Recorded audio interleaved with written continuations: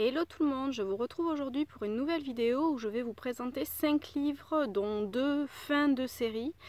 Alors je vais commencer par le tome 7 de Fallen Crest de Tijan. Donc j'ai adoré depuis le premier tome cette saga.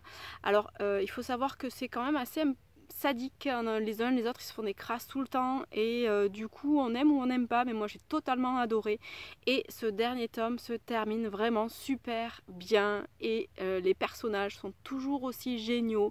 Forcément Sam et Mason vont enfin trouver un minimum de bonheur et ça augure beaucoup de choses pour eux par la suite et ce dernier tome se termine vraiment d'une très jolie manière. Donc voilà, si vous n'avez pas encore découvert cette saga, donc il y a 7 tomes en tout, allez-y, vous ne regretterez pas.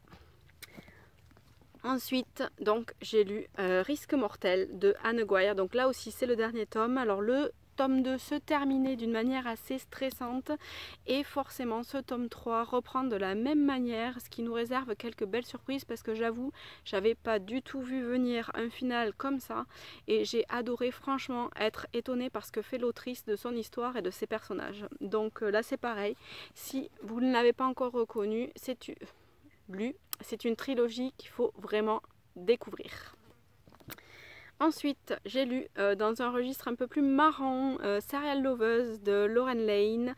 Alors c'est une romance aussi, mais les pauvres personnages vont devoir sortir de leurs habitudes et de leur quotidien et ça nous vaut quelques moments assez marrants et assez torrides aussi. Donc ils sont très bien entourés tous les deux, sauf que ils vont se rendre compte qu'en fait ils ne le sont pas tant que ça.